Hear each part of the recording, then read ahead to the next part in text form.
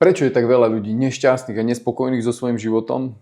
Ja viem, že to už povedalo viac ľudí, alebo tých, ktorí o niečom rozprávajú, tak ako ja tu teraz v tomto videu, ale problém je v tom, že tí ľudia ani sa nechcú pohnúť ďalej. Ja neviem, aký ste vy. Ja som človek, ktorý tiež si pohondre, takže pohondrať si je v pohode a posťažovať sa či na druhých, či na celý systém, ale človek musí ísť ďalej.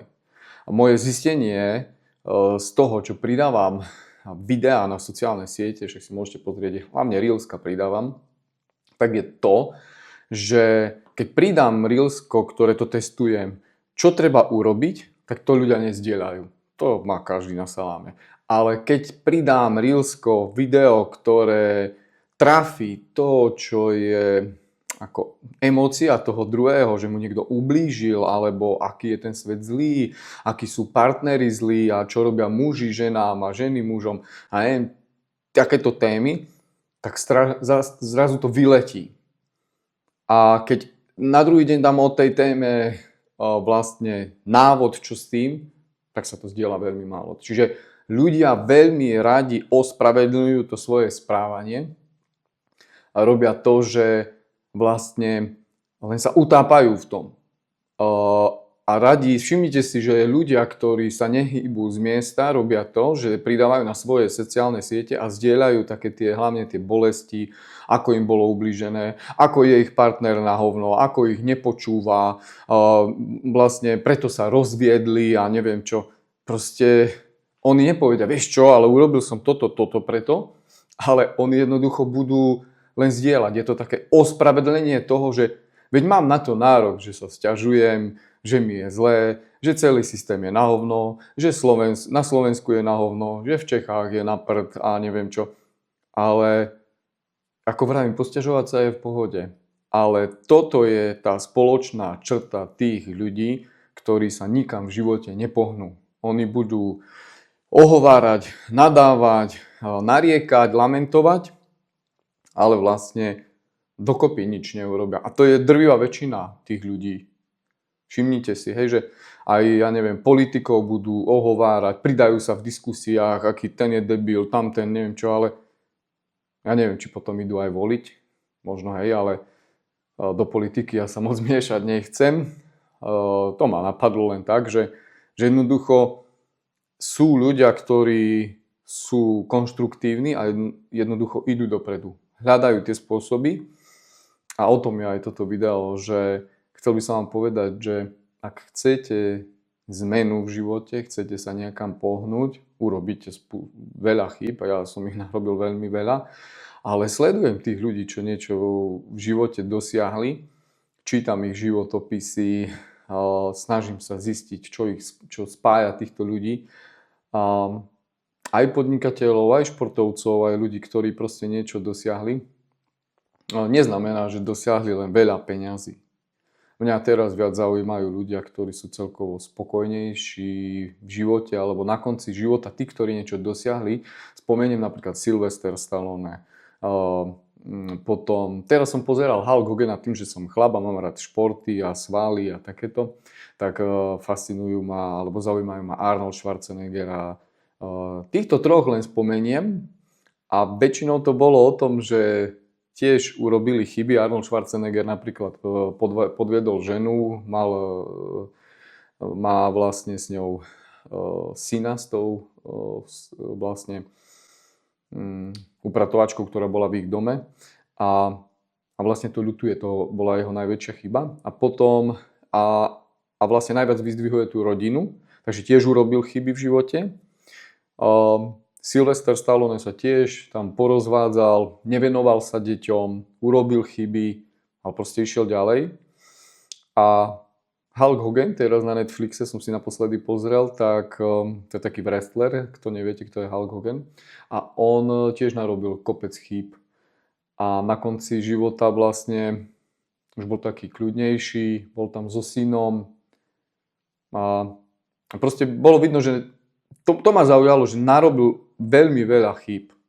Hej, že aj tí slávni a úspešní, keď si pozriete potom dokument o nich, narobia veľa chýb.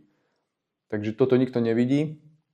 A to som chcel povedať, že nebuďte len tí, ktorí budete prispievať alebo zdieľať len to, čo vám robí dobre, že na duši vlastne, ja keď pridám príspevok o tom, čo ženy, čo vlastne ženy, no viac videí som dal, čo ženy očakávajú od chlapov, aké sú ich nenaplnené tie túžby, alebo prečo sa cítia zle v tom vzťahu a tak toto bolo veľmi zdieľané a ani jedna žena tam v komentári nenapísala, no ja som s tým urobila toto a tak, popýtala som partnera, neviem čo, ale väčšina tam bolo komentárov, že no preto som sa rozviedla, lebo on ma nepočúval, hej, a tak. A ja píšem knihu o tom, preto som začal písať knihu najprv o šťastí, potom teda o vzťahoch, lebo to súvisí, tie vzťahy sú na prvom mieste. A teraz zistujem tu, prečo tomu je tak, že prečo je veľa tých rozvodov, prečo je veľa toho nepochopenia, no nie je to jednoduché, to ja priznávam, to som ani nechápal, že to môže byť také náročné, ale dalo by sa zabrániť rozchodom, rozvodom a tým nešťastiam preto, ak by ľudia len nehundrali a nenariekali, ale aj s tým niečo urobili. A je jedna skupina, ktorá nevie, čo s tým má robiť, aby chceli zrobiť, lebo niekedy sa to nedá vyriešiť. Preto píšem o tom knihu, že tam sú rôzne konflikty alebo hádky riešiteľné, neriešiteľné, rôzne typy osobností a podobne. Takže toho je naozaj veľa, z akej rodiny pochádzame, čo sme sa naučili v rodinách, ako sa správal otec k matke, matka k otcovi a tieto vzorce si preberáme. Potom sú tam typy osobností, jeden je cholerik, melancholík, niekto je väčší snílek, druhý je racionálny. A kadečo, toho je tak veľa, že tých konfliktov a tých problémov, jedni môžu bývať u svokrovcov, niektorí majú také štartovacie podmienky, že majú parádnu robotu, veľa peňazí, druhí nemajú, hádajú sa o to, stres je, niekto je neverný, strašne veľa tých dôvodov je. Hej? Takže, ale k čomu sa stále chcem vrátiť, k tomu, že proste človek, ten, ktorý sa chce niekam pohnúť, tak musí s tým niečo robiť.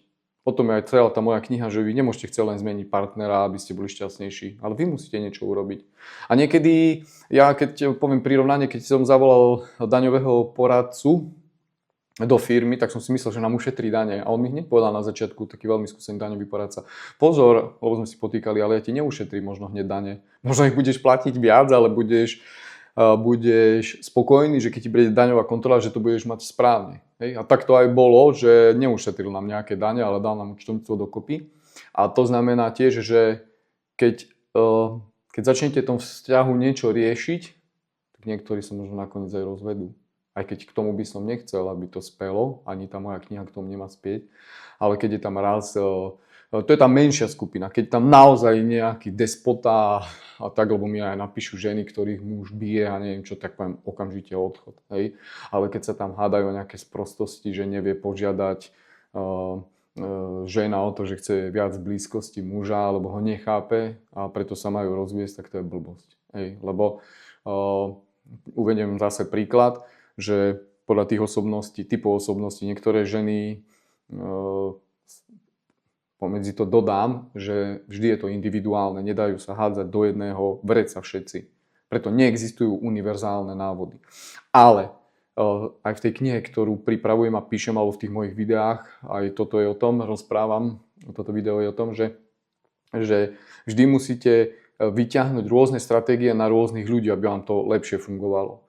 To neznamená, že sa zbavíte všetkých problémov, ale napríklad naučiť sa hádať konštruktívne. Hádať sa môžete, to je všade, je o tom písané, že hádky sú v pohode, ale akým spôsobom.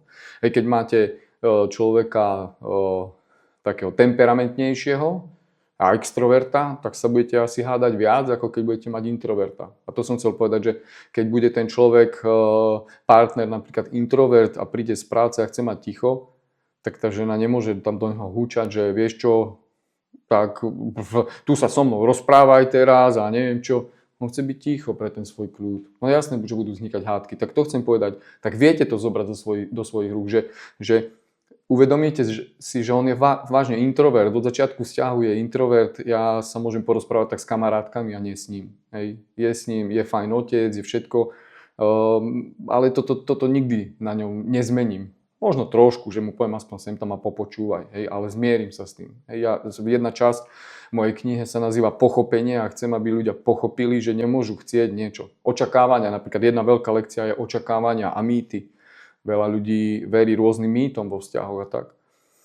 Takže vždy sa to dá dobrať do svojich rúk. Keď málo zarábate v práci, hej, tak proste treba to zmeniť. Ale niekedy to nejde zo dňa na deň. Niekedy to môžu byť aj roky. Napríklad aj mne to trvalo roky, aj trvá roky, keď sa stane niečo, čo človek nečaká, alebo nemôžete kvôli deťom odísť. Nie každý sa môže zbaliť a cestovať po svete a striedať roboty a neviem čo, ako je to na internete. Hej. Niekto jednoducho úver má zababraný doma, muž, žena, deti a sa tam nedá odísť jednoducho z tej práce. Hej, lebo je tam nejaký úver a tak. Ale dá sa veriť v to, že to raz zmením, vydržať ťažké obdobie a pomaly popri tom niečo riešim. Vždy je tam možnosť. Ale nielen zdieľať príspevky, ako to je celé na prd. Dobre, toto som chcel tým povedať, že vezmite ten život do svojich rúk, všimnite si, či len nezdieľate tie príspevky a neutápate sa v seba ľútosti, aj keď aj toto nám niekedy pomôže, vlastne keď nás niekto pochopí, ale aby neostalo len pri tom. Môžete zdieľať, ale keď sa chcete posunúť ďalej, tak si uvedomujete, že nemôžete len sa tam utápať v tom, že aký je život nespravodlivý alebo ten partner a podobne. Ak sa vám video páčilo, dajte mi like a ak ma nesledujete, začnite ma sledovať. A do komentára mi môžete napísať, ako sa vám video páčilo, alebo čo vám tam chýbalo, alebo nejaké postrehy. Možno aj tipy na ďalšie video. Majte sa krásne.